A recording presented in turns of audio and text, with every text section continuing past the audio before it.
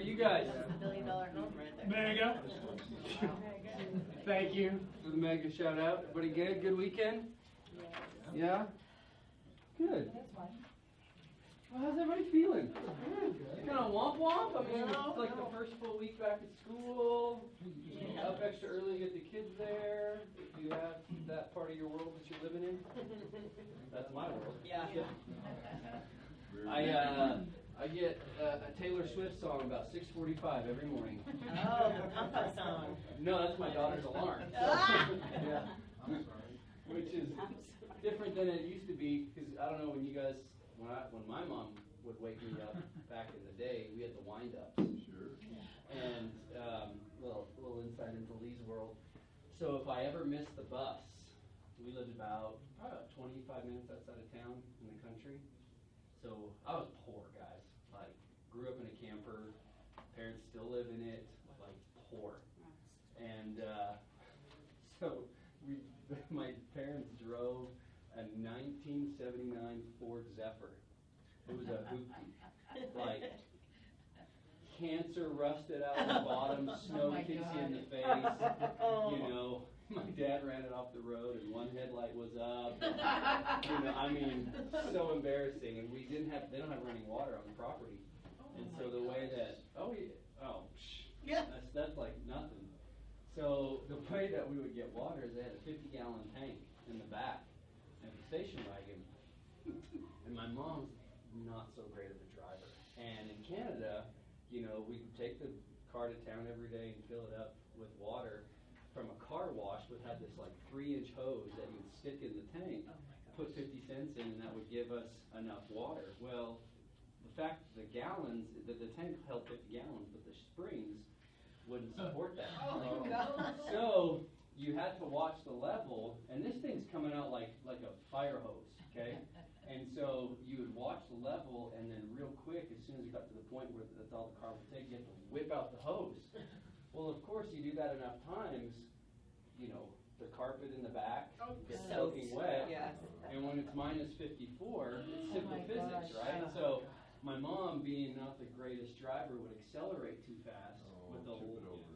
No, we wouldn't tip it over, but it would shoot the tank through the back hatch glass window. Oh my My dad got so tired of replacing windows that he took a piece of plywood and screwed it in the back and spray painted it black. And so not only did it have like all like, you know, the guy from we've seen that movie with Adam Sandler, Waterboy guy. Yes. And then it's like all long. That's what the front end of the car looked like all, you know. And so, anyways, I don't even know where I was going with that. Wind up the alarm clock and you missed the bus. And the alarm clock. So, yeah, so I missed the bus. I missed the bus. The car broke down all the time, and so the only other transportation we had was a motorhome.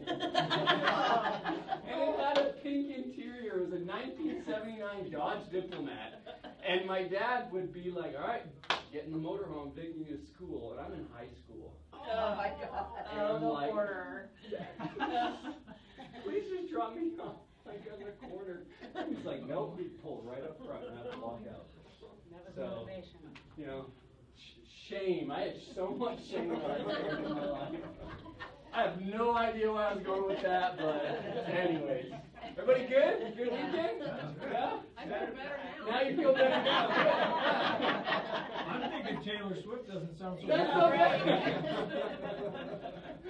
Oh, who's got something we can celebrate? We put one under contract with Co-List with James Sanborn. I don't Oh know if you man, know that guy. Yeah, man. Wow. Woo! Right now, Realtor of the Year. Check. Hey, would you make sure his license is still current? You go on. Yeah, I did get a note on that. I'm not sure. Go check on Craig's website. Ooh.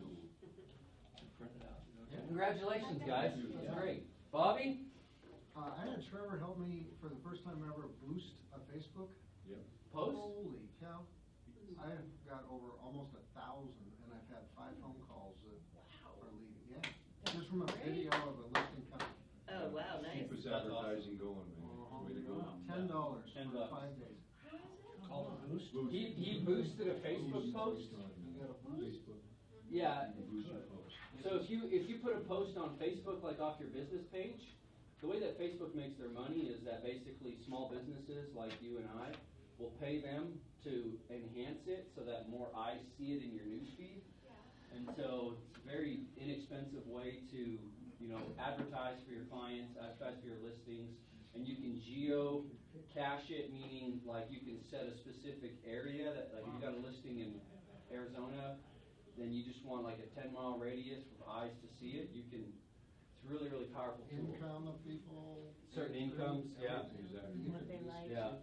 FaceTube knows everything. I did, very small, but I did my first live Facebook stream Uh-huh. to test it out Yeah. from an open house with Linda this weekend. It was great. Awesome. And I also figured out that if I celebrate as hard as I did this weekend for every closing, I will not survive. You're only allowed 24 hours. That's it. That's it. Cool. Anybody else? No? All right. Hey, Cool. I wanna just fill a bucket Yeah. for Keller Williams Avenues. What a great place and what a great group of agents. I mean, all the way Yes. through, Yeah. you know? You guys aren't half bad. I don't care what anyone says about you. All right, cool. Well, so I was reading an article. Forbes had an article about the first $1 billion house. So this is just little. If you haven't seen it, it's pretty crazy. So before the Tour Odéon. So like I said that? That's how you say it. Le France. Le Français. You say it in English. Odeon Tower. Okay. Just wanna be able to Google it. Yeah, exactly. Le Tour Odéon was the highest priced penthouse.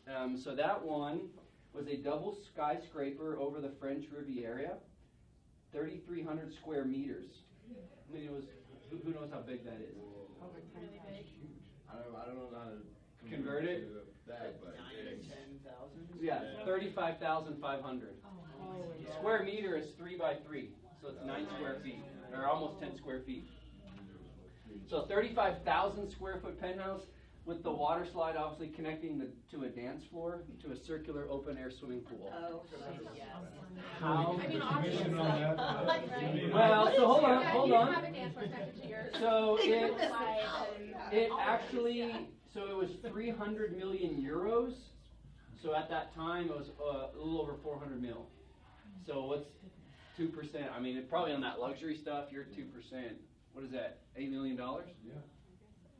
Oh! Retirement. Yeah. So, Nancy would be dead. what's that? Yeah, Nancy would have like put herself in the grave. That's awesome. Okay, so anyways, just crazy pictures overlooking the French Riviera. Not too shabby inside. It's all right, It looks like IKEA to me, honestly. But okay, so this little place right here, this little enclave of Saint-Jean-Cap-Ferrat, and the first, which is here's Nice, right, in France. Yeah. Okay, so the south of France is like one of the most beautiful places on the planet. So the Tour Odéon penthouse ended up selling for, nobody knows, but the first full round billion, which was priced at 1 billion euros, which is $1.1 billion, was, it's called Les Cèdres, which means the cedars. It was owned by Suzanne Marnier Lapostole. She was the member of the Grand Marnier dynasty. Oh, wow. Okay? And she was wanting to downsize. So, so here's the overlooking, there's that Saint-Jean-Cap-Ferrat. Okay? So that's the villa. So here we go. Ready? So Saint-Jean-Cap-Ferrat has a population of just over 2,000 people. It used to belong, it was the former home of Belgium's King Leopold II. So that's the history of it. And it's 10-bedroom property. So that puts the bedrooms, guys, 100 mil for a bedroom. Put that into perspective. Okay? So its garden includes 35 acres of manicured lawns. Okay? 15,000 plants, and some 20 greenhouses containing rare tropical Yeah. vegetation. That pool's like. That pool's like tiny. Oh, well, that was, That's the this pool. is That's a actually, pond for the, yeah, that's just part of the That's gardens. probably for Oh, the fish. Yeah. One. So this one is actually, the picture taken in 1923. Oh my God. And, oops, that's not what I want to show you. So, the pool was actually, it wasn't that great, but it's an Olympic size, okay? It has stable for up to 30 horses. So Andrew Lloyd Webber is one of the neighbors, and Paul Allen, who's a tech tycoon. And you would be purchasing, excuse me, you'd be purchasing 15 professional gardeners who are currently employed full-time. The problem is that they're having trouble finding a buyer No, no way. because all the Russian, Chinese, and Saudi oligarchs aren't burning through cash around the globe on international real estate. So the highest profile property transaction on the stretch of the Riviera around Nice was in 2008. Okay, this is kind of interesting. Mikhail Prokhorov, who's a Russian oligarch, he offered only 320 mil, and at that point, that was the highest profile transaction. So we got about 700 mil we got to make up here, folks, and that was to buy another villa. So the men who designed the gardens of the Eiffel Tower and the Champs-Élysées were responsible for the design of Les Centres. So interesting, huh? Like, there's just a whole nother level, you know? When you guys think you've arrived, and you hit like a $780,000 in West Arvada, it's a good day. I don't want to diminish that, but that's not even a tenth of the commission on one of these. So, anyways, I thought that was interesting. It's always fun to see kind of what's going on in and around the world. Not that it matters to your personal lives, other than just interesting. So, Fun trivia the fun trivia fact. Yeah, there you go. Okay, you guys know where this is at? Oh, come on. All right. Wheat Ridge, yeah, there you go. Dang, I'll find a prize. Maybe on my water bottle or something. I couldn't hear what she said. It's in Wheat Ridge. Is that what? 50 seconds. Yeah, is that off the light rail? Yeah. So, that's exactly. So here, did you guys read that the city finally changed the zoning to allow the large residential project to move forward? Did you hear about this? So, it's when you get only one rail station and fast tracks 122-mile transit system, you better make the most of it, which is all that Wheat Ridge is apparently getting. So the city council made a zoning change to the next to the G Line's end of the line station. 7.5 acre parcel at the corner of 52nd and Tabor, known as the Hance Ranch. Is that right? Is that how you say it? H-A-N-C-E? Is going to be developed into a mid-priced project featuring 230 apartments and 80 townhomes. Just for reference, Lee, Yeah. most of you guys know, but when we turn to go across I-70, that's Tabor, you just take that straight north. Straight north. That's where it's at. Yeah. And just a footnote, I love how you can't pronounce Hance, but you can pronounce all those other So how do you pronounce it then? Smarty pants? I know, but I sound it out. So hold on. Then with this, how would you pronounce this?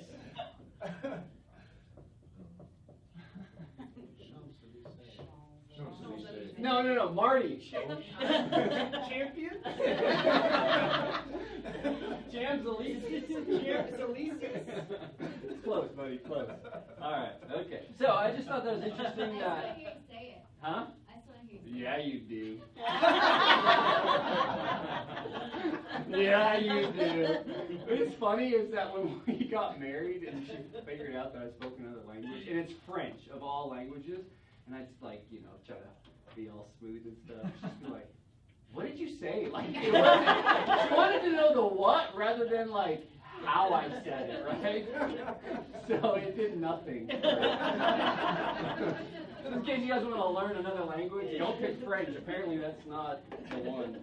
So, but I thought it was interesting. We've got some development going on there. Does anybody know? I don't know anything about it other than they finally, is it needed? I don't even know where this is at. Well, I know a fair amount about Wheat Ridge, and the situation with Wheat Ridge, they've been so backward for so many years.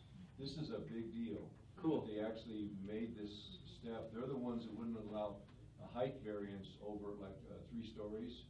And so many people have just gone past Wheat Ridge and can't build because of the old guard there that said we want to leave it just like it is. And everybody else has grown and prospered, and Wheat Ridge has stayed in neutral. They were 30,000 30 years ago, and 30 years later, they're 30,000.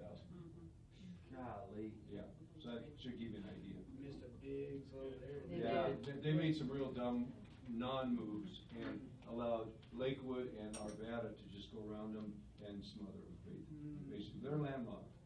They're the Inglewood of the North.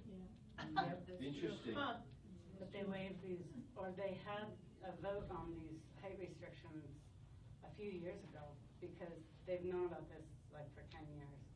So I don't know how high that building is gonna be, but it's gonna be different than all of the rest of the. Well, 230 apartments and 80 townhomes. I mean, that's a lot of people, man. So you've got to, if it's landlocked like they say, you got to go up. There's no other way. So. Hey, Lee, real quick, Yeah. on that G-line, Yeah. they were saying in a little thing that Wheat Ridge puts out that there were 7 stops on the G-line.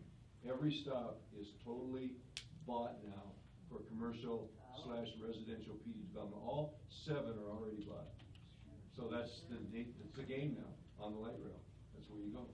So anybody know what the next sort of, are they going to go north on light rail? Like, because I don't think there's anything going up towards Thornton, is there? Is there? Yeah. How far up does it go? Westminster. Westminster? I mean, do you think that they're going to keep going? Because that's the only way that you can get cheap land. All the way to Boulder? Yeah, What's they're that? going up Boulder Turnpike, 36. They'll go into Boulder on US 36. Which, guys, I mean, it's this kind of stuff. Infrastructure always precedes sales, right? And so having a pulse on, I mean, I'm new here, so, this is the kind of stuff that really gives you a lot of credibility. How long are you gonna use that on New Year? As long as I can. As much traction as I can get out of that. Well, okay, so how long have you been here, Michael? I just got Yeah, I bet you did. No, and it's just you're learning so much. I mean, guys, I'm going to show you some stats here in a second about Denver Metro from last month that it's crazy. It's comical how much is happening. But the reality of it is that you guys keeping a pulse on the infrastructure, on the, the how the cities are, who wants to go sit in a zoning meeting? I mean, really. Where's the noose and whatever? I mean, they're brutal, but the reality of it is that you have to be in the know, because it affects your ultimate bottom line.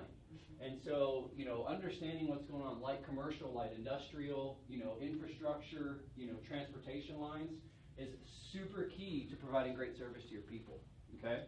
So, any other thoughts on that? Just interesting little tidbit I saw that come across the Denver Post. So, yeah, Marty. It's not really in our direct area, but Colorado Springs, did anybody hear about the big announcement there? They just announced that our federal international information securities headquarters is going to go in Colorado Springs. So there'll be a whole lot of smart jobs there soon. Interesting. Yeah. Huh. So if you know of an agent in Colorado Springs, email them today and tell them to check that out. Start writing articles and blogging and everything else about how to grab those new buyers, because they're going to be fairly wealthy buyers. Coming in, definitely. No, that's good. Cool.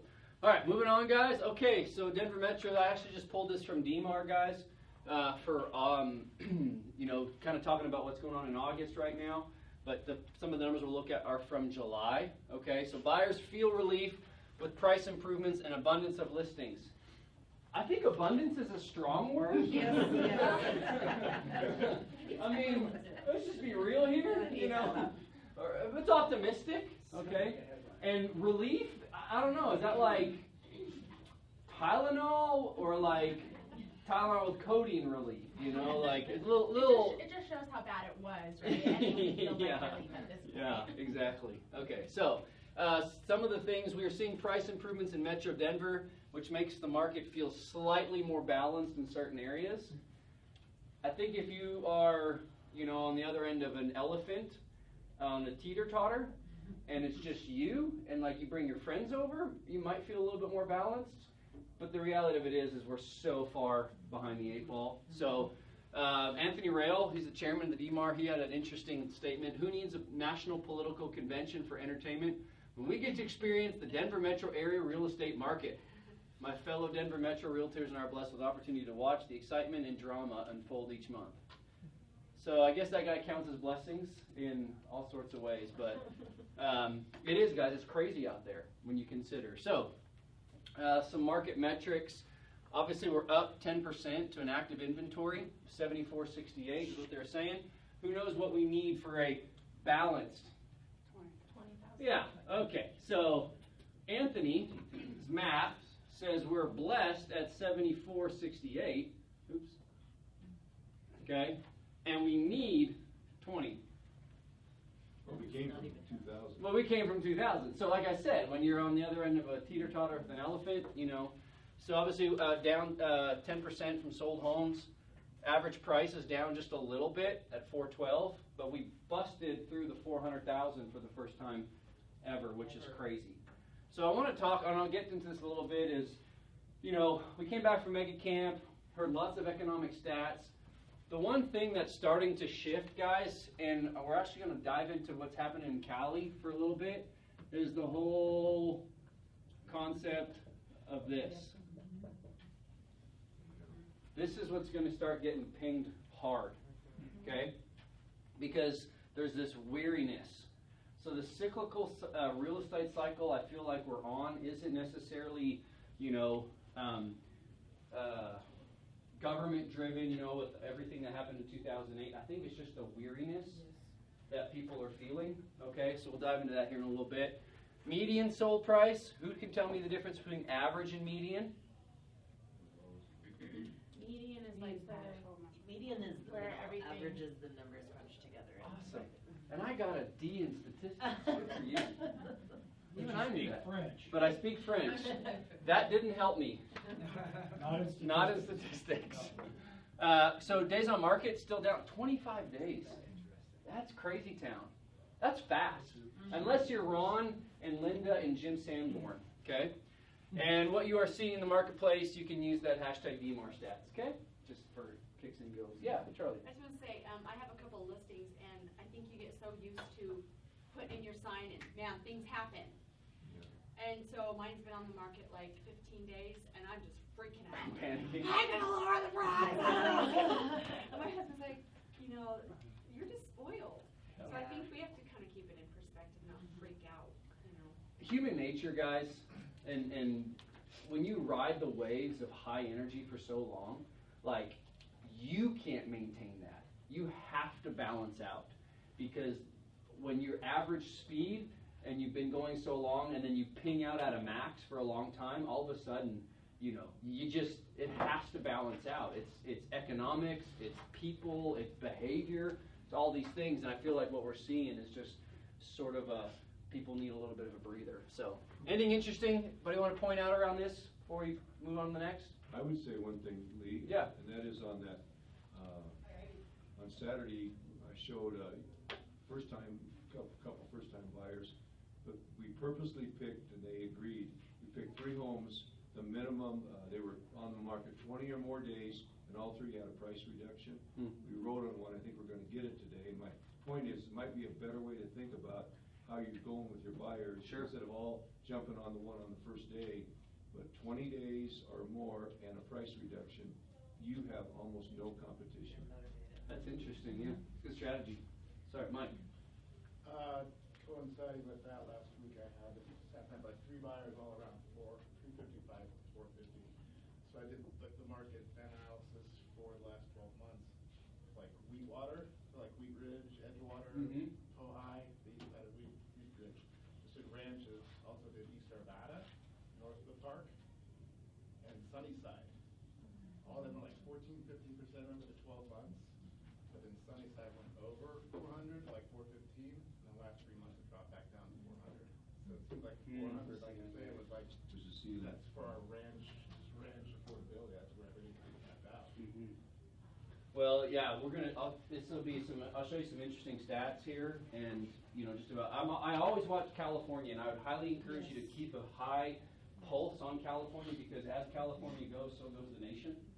Okay, it's across all industries, and so we'll kind of look at some stuff, and it's really, really interesting how, around the whole concept of affordability, and how Denver matches several key cities in California that are really, really great sort of parallels.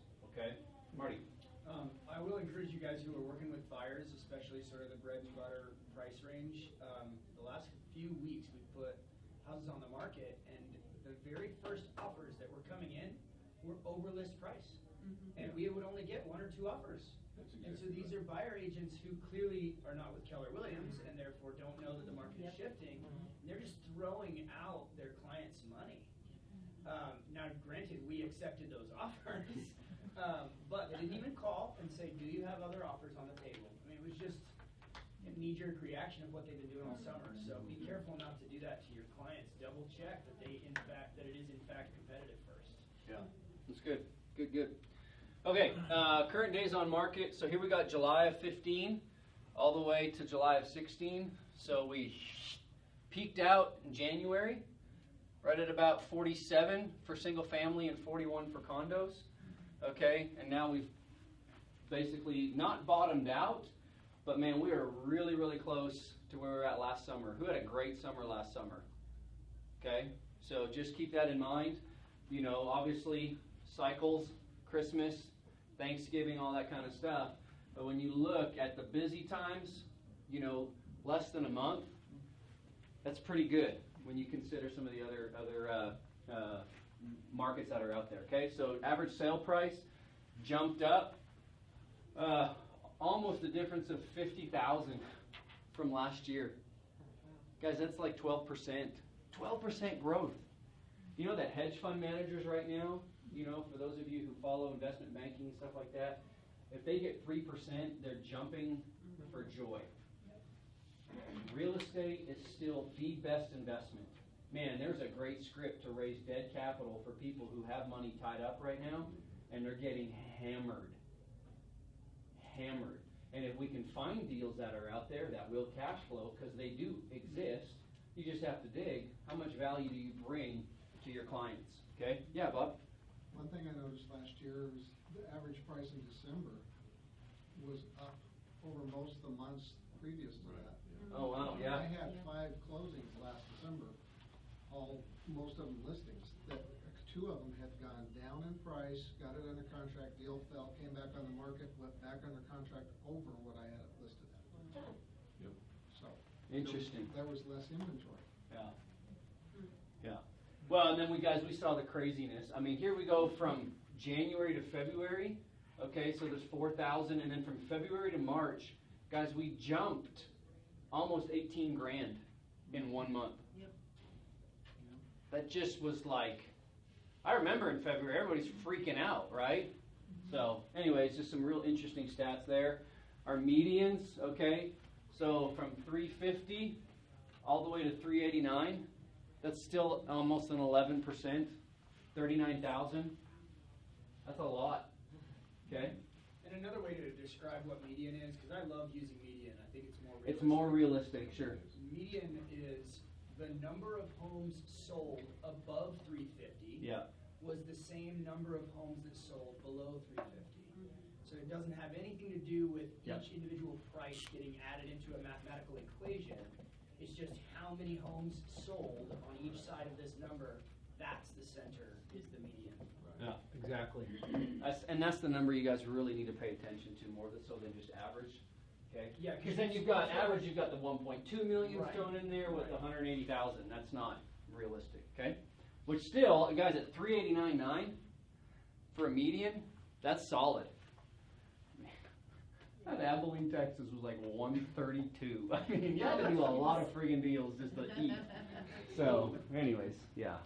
Condos, so, and also, I don't understand what they said here, okay, there, but you can just see actives, news, under contract, sold, because it's always real important to not just look at new listings, but what's the stuff that's pending, because pending is always an indicator of healthy, like who actually opened up their wallet and put money on the table.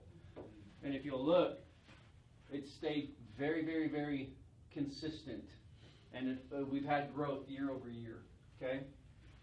Or sorry, not growth a little bit, but I mean, we've maintained. So there's a difference of about 20 deals. So if you look at just what's happening there, I mean, there's a lot. So new listings were 1,800 last month. Actives 1,400. So. What happened in December with the solds going crazy? Bob Isabel apparently came on the scene with tights and a cape, and you know. It's a good couple months from November to January. Yeah. It's usually strong. Yeah, and guys, Also, we had trade right there, so October 1st, everyone You're was right. like freaking 60 out. day, 45, 60 day Yeah. closings. We had a huge spike in Yeah. December. Yeah. Usually new builds are trying to finish theirs out. Exactly, because then they get taxed. So I don't know what Colorado's law in the state. You get taxed on the inventory on the ground. Do builders? Does that happen? It does in Texas.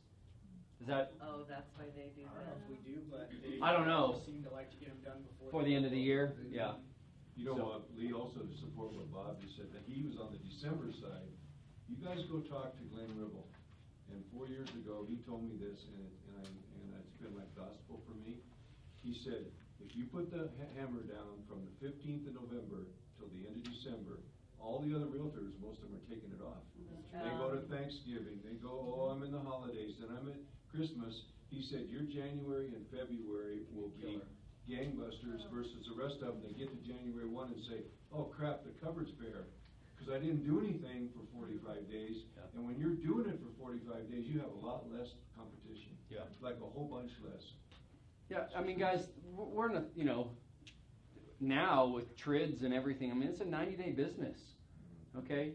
But guess what? If you have receivables and you run a vacuum store and you sell vacuums, you can be 90-day receivables there too. Why not be in a business where you can get that much more bang for your buck, right? Okay? So just the activities that you're doing now are direct correlation of what it'll look like come December. So just keep that in the back of your mind, okay? So okay, there we go. These were condos, aka attached single family, and then we have the single family, aka detached. There's the key. Okay, so when I was talking those numbers, like 1,400, that didn't make any sense at all. Now we know that actives were right around 6. Okay, and that was the beginning of July. Under pending was 39, and then what sold was 36. So absorption's happening at a pretty high target, but you can just see, I mean, even if you look at what's actives, it's finally kind of getting back up to where we were last year. So, okay? So here's a little interesting thought. Those of you who needs more leads? All right, I'm in the right business. This is talking to the right people. Guys, everybody needs more leads. So we talked just a little bit about boosting the post. How about we try to find some people where they're moving from, okay? This is a real simple strategy. Went and found moving storage companies. They track and they tie in with the U.S. Census Bureau. So these are 10 counties that you can target. Figure out a way of how you want to target, boost your listings in those areas, because this is a great little strategy because we know that they're moving here, okay?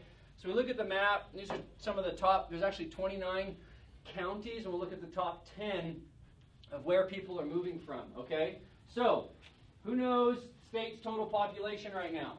Here? Yes. 3.3. 3.3? Yeah. 5.4. In Colorado. Yeah. States. That must have been 20 years ago. So, my question, did it feel like it got crowded in 2015? Yeah, absolutely. So 100,986 people moved here. From out of state. From out of no, not necessarily from out of state. Hold on. Denver. No. You're right. From out of state. Forgive me. July 2014 through July 2015. Okay? 100,986. So That pace makes Colorado the second fastest growing state in the country over a 12-month period. Guess who beat you guys? No, close. North Dakota. No way! All the oil. Bakken, There's a lot of room. Bakken oil play. There's Yeah? a lot of room. Yeah. Did you ever do? Were you always in Wyoming? I did work remotely from North Dakota. Yeah. Never had to go up there, so that was nice. North Dakota is the Wild West right now. I'll show you in camp. I mean, they are throwing up. You know, so I'll tell you this, in Texas, when it boomed for a little bit, and guess what? Who knows how much the price of oil has climbed in the last week? About 20%. Wow. I don't know how willing to throw, quick they're going to throw pipe in the ground, but there's stuff going on. So, okay. Colorado placed 7th behind Texas, Florida, Cali, Georgia, Washington, North Carolina, and North Dakota. Okay? So here's a surprising conclusion from the Census Bureau. Colorado's housing unit growth has not kept up with new household formation. Took the government to figure it out, right? Last year alone, an estimated 45,300 new households. Okay, so this is the amount of people, but then the households, family units. Okay? State, and then guess how many new housing units were built? 8,000? 25,000. Wow. Times 3 people, that's 7. So those are the amount of household being built. 45,000 new household units came. So we're just over half. Like 56%, okay? So state records show Colorado household formation has outpaced housing unit growth by an estimated 128,000 since 2007. So we are 128,000 new households behind, okay? And there's no end in sight. So the data between 2009 and 2013 that from the U.S. Census Bureau said that 64% of those who moved to Denver County during this span relocated from another county in Colorado, and that was 42,674 people. Came from another county just inside of Colorado. But The migration. To Denver County? Yes. Wow. Okay? That means that the remaining 36% was 23,700, that's a 7, 151. I can speak 4 languages and I don't know how to write a 7. It's a Monday. That means that how many people came from out of state, all right? So, 3 California counties in the top 6, and the number 1 place when it comes to Denver residents, more than 4,000 of them came from 3 of the counties inside of California. All right, let me show you which ones. The way that they figured this out was they looked at storage companies, and they said who's moving from where, because they take the data on that. So Los Angeles County was number 1. Cook County, Illinois was number 2. You guys would want to write these down. You want to target people who are moving there, you can easily show them your listings via Facebook. Dallas County was number 3. Maricopa County in Arizona, Phoenix, which is actually the most, Maricopa County has the most migration currently right now. But then on our list for people from to Denver, Denver County, they're number 4. Interesting, okay? Is that close to where you're at, or where you work? Maricopa? It's just crazy, huh? Yeah. So obviously San Diego County, Orange County, Suffolk County, Massachusetts, El Paso County, which is Texas, Clark County, Nevada, and then Multnomah County, Oregon. Okay? So those are the trends of the people that, those are the counties that are being moved here. So I would target those guys as for your listing, especially if you got something that you really want to showcase. Yeah. Just a thought for the room, as this came from mega camp a few years ago. Take those down, go on the white pages on KW, go to LA County. Yeah. Find a KW center, call and ask for the Lee Archer of that market center. Ask for somebody on the ALC, somebody who's doing good business, and propose to them that you be a referral partner. So if you can refer in San Diego, LA, Oregon, Maricopa, oops, we have a Maricopa person. Anyway, the point is, it doesn't cost you but a little time. Yeah. And most people say, I'll do it.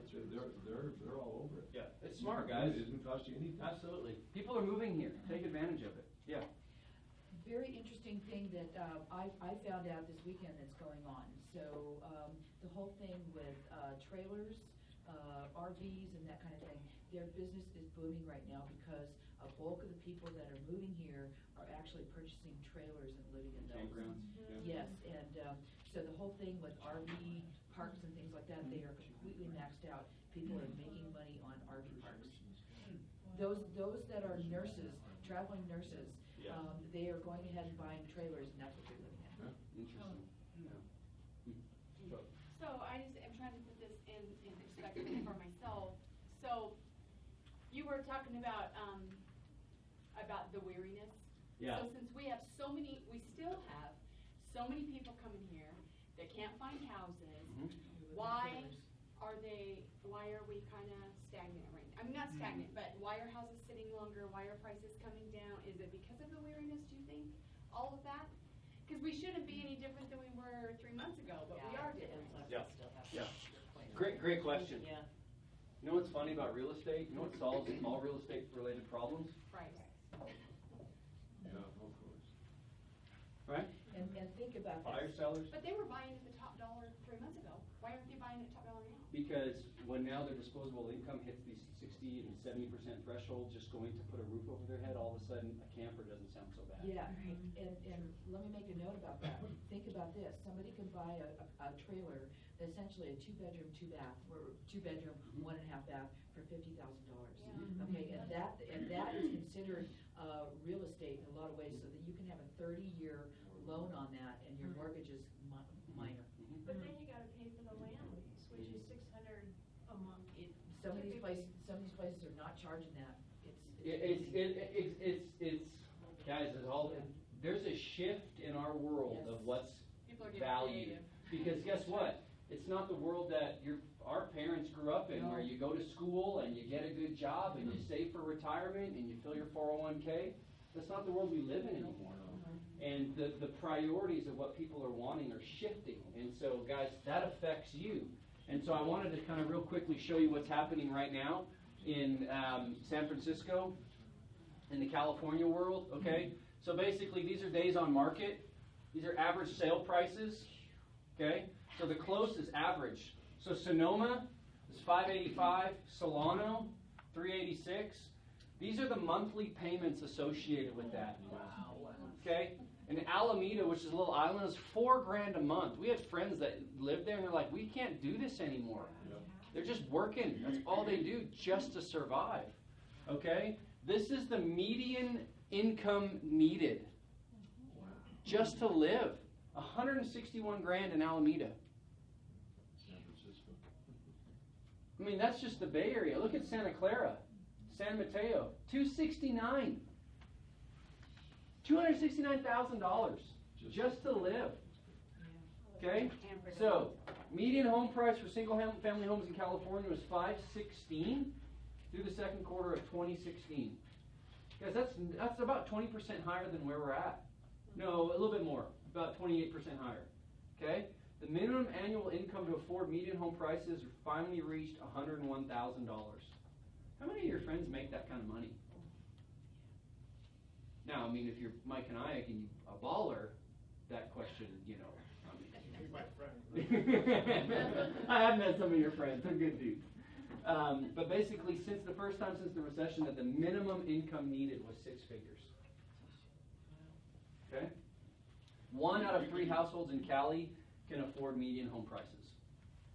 30% of people can actually afford to own a home. It's not my mama's world. Well, Canada's different. Forget I said that, okay? California's lowest affordability percentage hit the middle of 2008 when only 29% of the population could afford median home prices. The peak was in 2012 when it reached 56%. In the San Francisco Bay Area, the amount of people who can afford the median homes was only 23% in the second quarter. The metro area was $840,000 for median home price. Okay, including taxes and insurance, that was a $4,122 payment in the second quarter. Did you guys know that San Jose finally reached the median home price of $1 million? Wow. It's the first city in the United States where the median home price is over $1 million.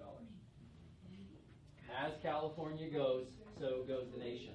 We've had phenomenal affordability, but guess what? We've had very poor GDP output, very poor economic growth, which means that interest rates have had to stay at negative, in essence, for in some cases, and this is a worldwide deal, that just to keep everybody afloat.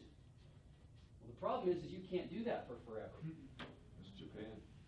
Well, you know what the most valuable thing in Japan is right now? Personal safes. So if you have an Amazon seller account and you're selling in Japan, you better find safe manufacturers in China and fire them in Japan because you can make a killing right now. Because they don't trust the government and the banking system with their money. It costs them to put money in the bank. Well, look, it costs us to take money out of an ATM. That makes me so mad. What that's saying, guys, is that these interest rates, this is a funky, weary time. People are feeling it, okay? So here's Southern California. LA is really kind of probably the most similar one to Denver, I would say. So 480,000 average sale price. This is average sale price. $223.53 for a payment, PITI, and then $94,000 income. Okay, but guess where the biggest migration is from? LA County. So I just want you guys to be aware of what's happening, because when you can talk this stuff, you guys know how to sell real estate. You don't need me to tell you how to do that. This is helping you become the expert and become the economist of choice because you understand what's going on. Okay, so just really, really, really interesting stuff. I thought, anyways. Yeah, good? Helpful? Cool. All right, here's the last sort of slide I want to show you, and then I'll dive into my last little bit. Guys, the middle class is shrinking. So this is Pew Research. Who's heard of Pew Research? Phenomenal research think tank, okay? Lots of great stuff. Very, very unbiased. They're just all about facts. So in 1971, okay, those of you who were around, go to school, get a good job, save for retirement, right? Remember that? You keep looking at me when you were. I'm not looking at, I'm peripheral. Everybody's, this is blanket. You were around back here, right? So, from Pew Research, this shows the demise of the American middle class. The first generation in the U.S. that may not live as well as the parents are coming to age.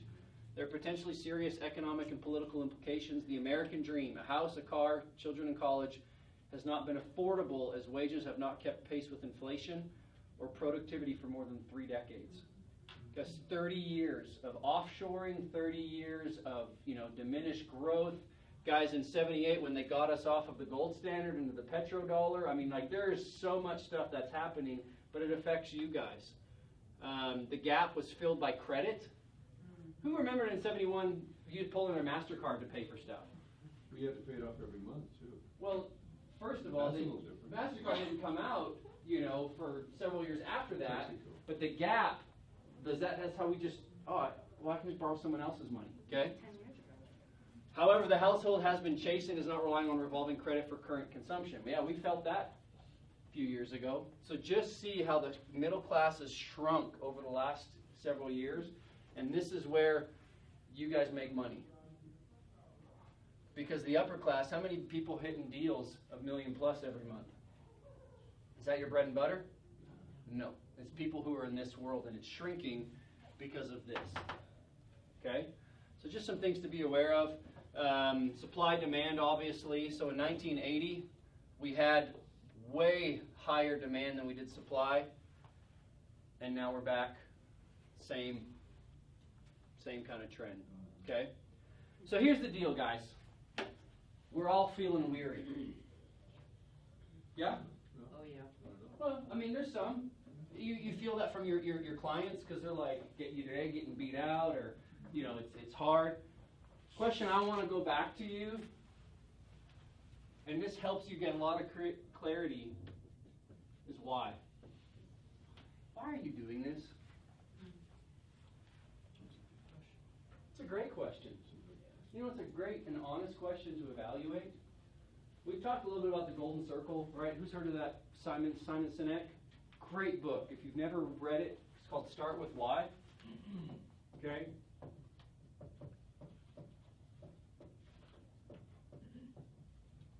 It's like $9 on Amazon. Okay? Awesome book. So those of you in this room who are successful and you've built a great business, it's because you're big dreamers. I get that. Muhammad Ali, one of my favorite quotes, is that if my mind can conceive it and my heart can believe it, then I can achieve it. Okay? So I want to encourage you at this point, if you're feeling weary, forget goals, forget plans, forget dreams. I want you to start with why. Okay? And here's why. See how I did that? Most of us get caught up here in the how, and the majority of us live there. Right? The what. So every organization on the planet knows what they do. Right? What do you do? I sell real estate, right? The products that I offer, the service that I provide. We can all answer that one. That's pretty easy. If you don't know what you do in this room, I have missed the boat. Okay? Like, really missed the boat. So, what, you guys, all what is it's the result. Okay, what does that mean? What do you do? It's the result of why. It's the proof. So for Apple, what do? They make computers, right? Apple, we make computers. Now, some of you are able to get past this first layer into the how, which is a little bit more specific, a little bit more clarity. And some organizations know how they do it. How do you do what you do? Answer that for me. How do you sell real estate? Make relationships. Gather people in bunches. Gather people in bunches. What's that? Advertise yourself. Advertise. Marty's favorite word. Starts with lead and rhymes with generation. We lead generate. Right. Those are the hows. Okay? So, these are the things that make you special or set apart you from your competition. Does that set you apart, lead generation? Yes. Okay. Does it make you special? Who remembers the Prague train station theory? Yeah? That was good, huh? I'll ride that one. Don't take too many taxis back to the station. No, don't. It's until you get past several stations where you finally set apart and you find, like, yeah, this is my line I'm supposed to be on. So, Apple, okay, the specific actions taken to realize the why is actually the how. Okay? With Apple, our products are beautifully designed and easy to use. Right? That's their how. The how is the process. It's that process of becoming great at what you do, the what. But I'm telling you guys, the best way to get over weariness that you feel for you as individuals is to start with why. I've been just kind of thinking, like, who's got goals in the room? Right? I mean, who beats themselves up when they don't hit their goals? Come on. So one of the things that I'm really just kind of dwelling on and really being okay is, it's okay if I don't hit my goal. And I'm replacing, that's like a sacred cow or the Keller Williams. I understand that, yes. But you know what?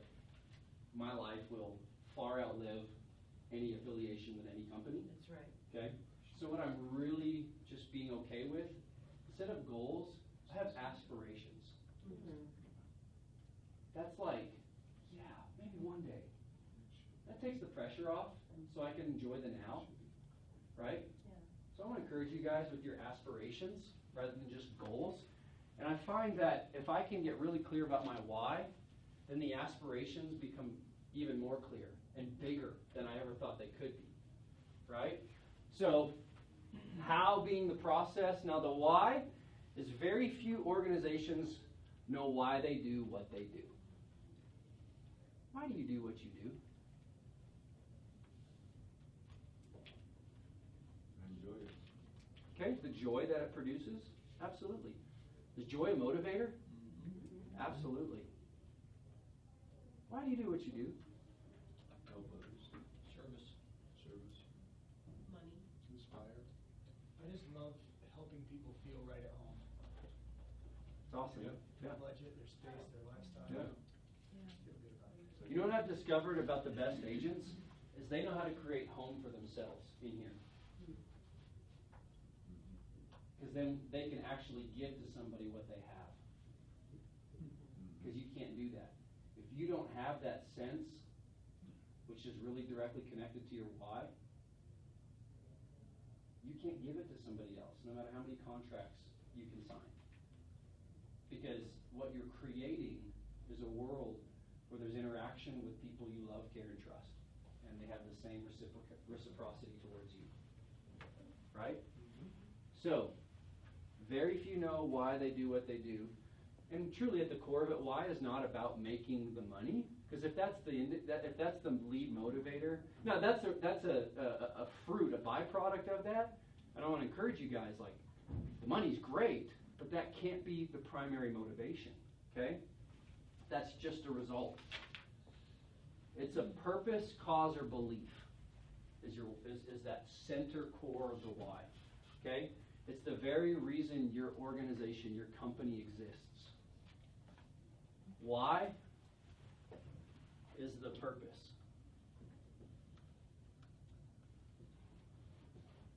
When you tap into that, guys, the weariness that you can feel, and guys, we're halfway through the year. This is just good to have a little bit of self-reflection, like where you at. I can throw up all kinds of charts and numbers, and it's so great, but that does not get you to move. You feel the energy in the room shift when we finally start going here? See, we were here for a long time, and it's great. But then, does that really produce the action, the inspiration? No. Okay? So, what's your cause? What do you believe about why you do what you do? So for Apple, we believe in challenging the status quo and doing things differently. That's powerful.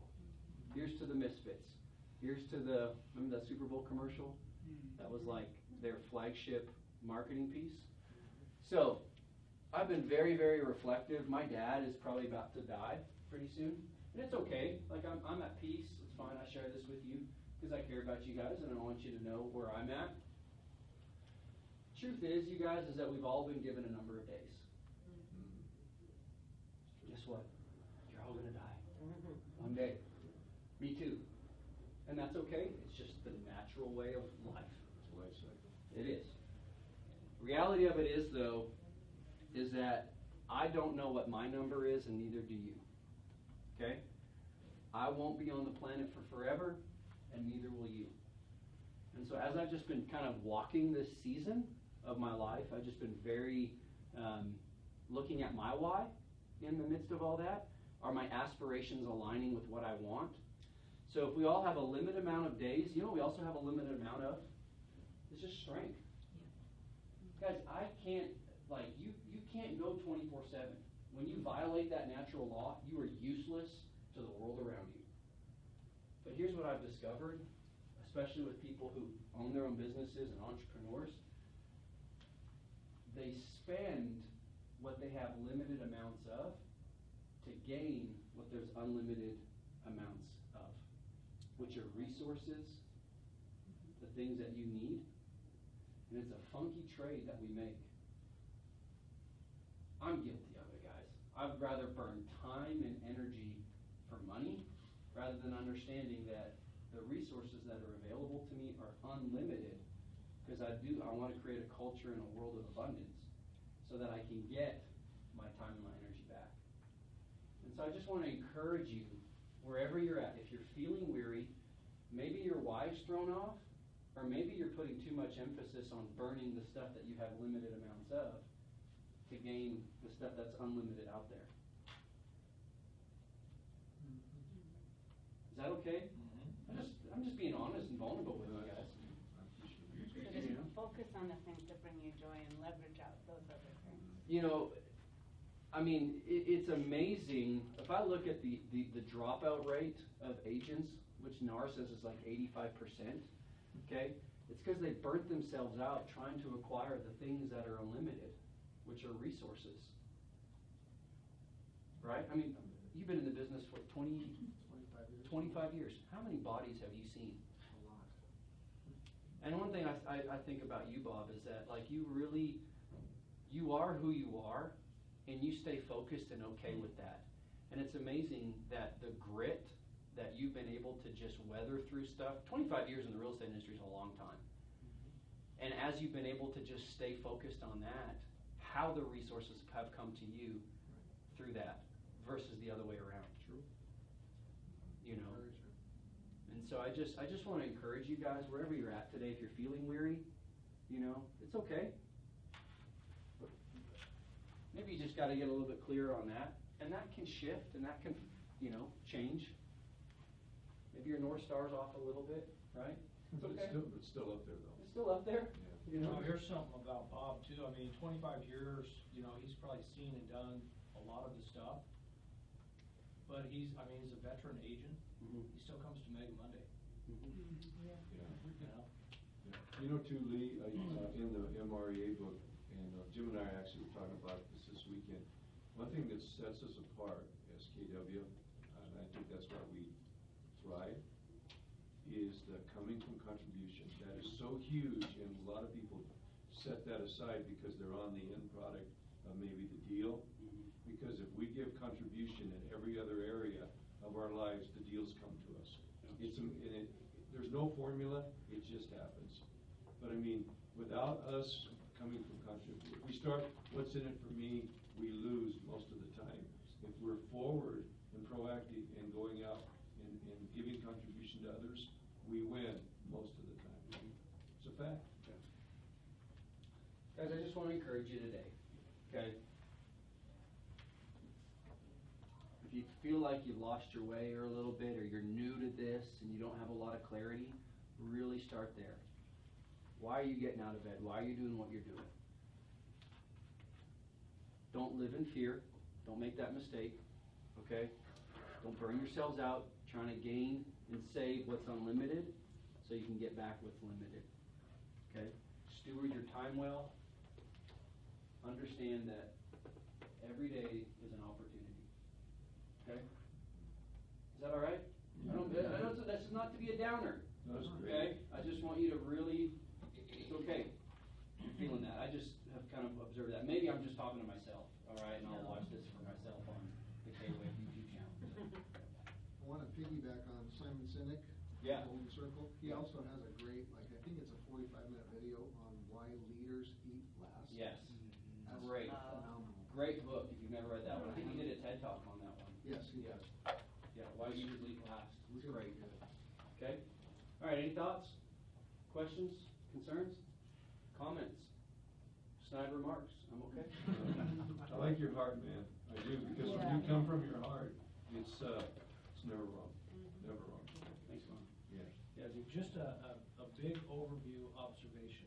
So this whole RV versus rent, or RV as the new movement, your parents were trendsetters. They were way ahead of their time. Let me tell you this, that is not a way to grow up, okay? Let me just make that real clear. They were way I've ahead of walked their through a time. lot. Yeah.